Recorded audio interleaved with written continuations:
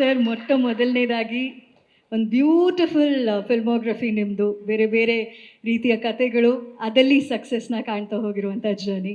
ಈಗ ಬ್ರ್ಯಾಟ್ ಒಂದು contrast shade ನಮ್ಮ ಕೃಷ್ಣ ಅವರಿಗೆ. ಸೊ ಏನು ಹೇಳೋಕ್ಕೆ ಇಷ್ಟಪಡ್ತೀರಾ ಸಿನಿಮಾ ಬಗ್ಗೆ? ಮೊದಲನೇದಾಗಿ ಎಲ್ರಿಗೂ ನಮಸ್ಕಾರ. Sudeep sir, thank you very much ನಮ್ಮ ಟ್ರೈಲರ್ ಲಾಂಚ್ ಮಾಡಿದ್ದಕ್ಕೆ. ಇನ್ಫ್ಯಾಕ್ಟ್ ಹೇಳಬೇಕಂದ್ರೆ you are always lucky for me and as well as Krishna. ನಮ್ಮ ಪ್ರೀವಿಯಸ್ ಕಾಂಬಿನೇಷನ್ ತೋರಿಸಿದ್ವಿ ವಿಟಿನ. ಕೌಸಲ್ಯ ಸುಪ್ರಾಜಾರಮ್ಮ ಕೂಡ ಸುದೀಪ್ ಸರೇ ಲಾಂಚ್ ಮಾಡಿದ್ದು. ನಿಮ್ಮೆಲ್ರಿಗೂ ಗೊತ್ತೇ ಇದೆ ಎಷ್ಟು ದೊಡ್ಡ ಹಿಟ್ ಆಯಿತು ಫಿಲ್ಮ್ ಅನ್ನೋದು. ಹೋಪ್ಫುಲಿ ಈ ಸಿನಿಮಾ ಟ್ರೈಲರ್ನು ಅವರೇ ಲಾಂಚ್ ಮಾಡಿದ್ದಾರೆ. ಇದು ಕೌಸಲ್ಯ ಸುಪ್ರಾಜಾರಾಮಗಿಂತ 10 times ದೊಡ್ಡ ಹಿಟ್ ಆಗುತ್ತೆ ಅಂತ ನಾನು ಅಂದ್ಕೊಂಡಿದ್ದೀನಿ.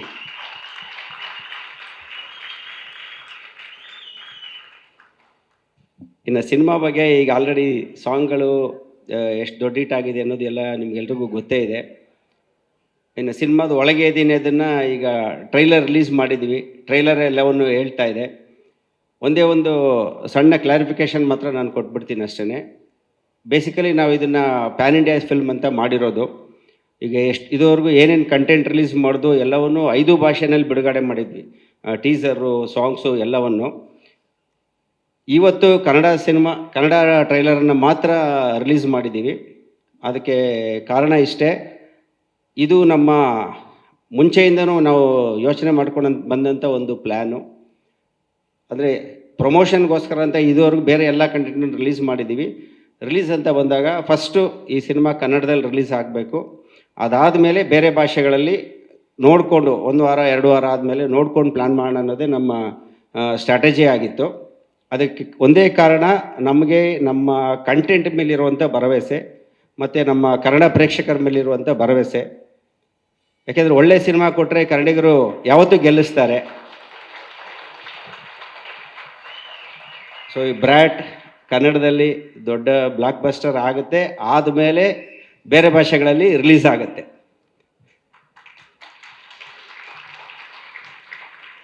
ಒಂದು ಸೆಕೆಂಡ್ ಮತ್ತೆ ನಿಮ್ಮೆಲ್ರಿಗೂ ಥ್ಯಾಂಕ್ಸ್ ಹೇಳ್ತೀನಿ. ಡೇ 1ಇಂದನೂ ಈ ಸಿನಿಮಾಗೆ ನೀವು ಮಾಧ್ಯಮದವರು ತುಂಬ ಸಪೋರ್ಟಿವ್ ಆಗಿ ನಿಂತಿದ್ದೀರಾ. ಈ ಸಿನಿಮಾ ಇವತ್ತೇನು ಹಾಡುಗಳು ಅಥವಾ ಏನೇ ಕಂಟೆಂಟ್ ಇಷ್ಟು ದೊಡ್ಡ ಹಿಟ್ಟಾಗಿದೆ ಅಂದರೆ ನಿಮ್ಮ ಕಾಂಟ್ರಿಬ್ಯೂಷನ್ನು ತುಂಬ ಇದೆ ಅದರಲ್ಲಿ. ಸೊ ನಿಮ್ಮ ಸಪೋರ್ಟ್ ಹೀಗೆ ಇರಲಿ. ಅಕ್ಟೋಬರ್ 31ಕ್ಕೆ ಸಿನಿಮಾ ರಿಲೀಸ್ ಆಗೋ ದಿನ ಮತ್ತೆ ಸಿಗೋಣ. ಇಲ್ಲ, ನನಗೆ ಮುಂಚೆಯಿಂದನೂ ಯಾವುದೋ ಒಂದು ಝಾನರ್ಗೆ, ಒಂದು ಕೈಂಡ್ ಆಫ್ ಫಿಲಮ್ಗೆ ಸ್ಟಿಕ್ಕನ್ ಆಗೋದು ಪರ್ಸನಲಿ ಇಷ್ಟ ಇಲ್ಲ. ಸೊ ಕೌಸಲ್ಯ ಸುಪ್ರಾಜಾರಾಮ ಇಟ್ಟಾದಮೇಲೆ easily we could have chosen another such kind of film.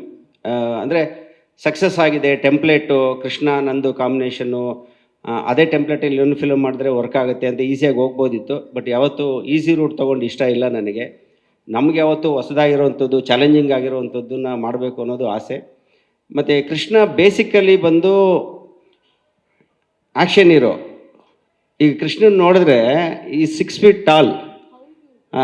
So ಅಷ್ಟು ಟಾಲ್ ಇರೋವಂಥ ಹೀರೋ. ಮತ್ತು ಲುಕ್ಕಲ್ಲೂ ಅಷ್ಟೇ, ನೋಡಿದ್ರೆ ಯಾವ ಆ್ಯಂಗಲಲ್ಲಿ ಕೃಷ್ಣ ರೊಮ್ಯಾಂಟಿಕ್ ಹೀರೋ ನನಗಂತೂ ಯಾವತ್ತೂ ಕಾಣಿಸಿಲ್ಲ. Love mocktail ಇಟ್ಟಾಗೋಯ್ತು.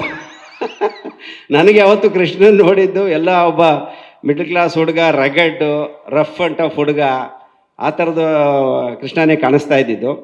ಬಟ್ ಕೃಷ್ಣ ಡೈರೆಕ್ಟ್ರಾಗಿ ಈಸ್ ವೆರಿ ಸ್ಟ್ರಾಂಗ್.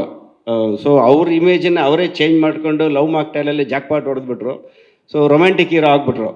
ಸೊ ನಾವು ಇನ್ನೇನು ಫಸ್ಟ್ ಪಿಕ್ಚರ್ ಮಾಡುವಾಗ ಸರಿ ಆಲ್ರೆಡಿ ಗೆದ್ದಿದ್ದಾರಲ್ಲ, ಯಾವ ಝೋನರಲ್ಲಿ ಗೆದ್ದಿದ್ದಾರೋ ಅದೇ ಝೋನರ್ ಸ್ವಲ್ಪ ಅಂದರೆ ನೀರುಗಿಳಿಯೋಕ್ಕೆ ಮುಂಚೆ ಒಂಚೂರು ಕಾಲಿಡಬೇಕಲ್ವ, ಹಾಗೆ ಕಾಲಿಟ್ಬಿಟ್ಟು ಅದೇ ಅವ್ರದ್ದೇ ಝೋನರಲ್ಲಿ ಒಂದು ಫಿಲಮ್ ಮಾಡಿ ಒಂದು ಆಚೆಗೆ ಬರೋಣ ಅಂತೇಳಿ ಫಸ್ಟ್ ಆ ಪಿಕ್ಚರ್ ಮಾಡಿದ್ವಿ.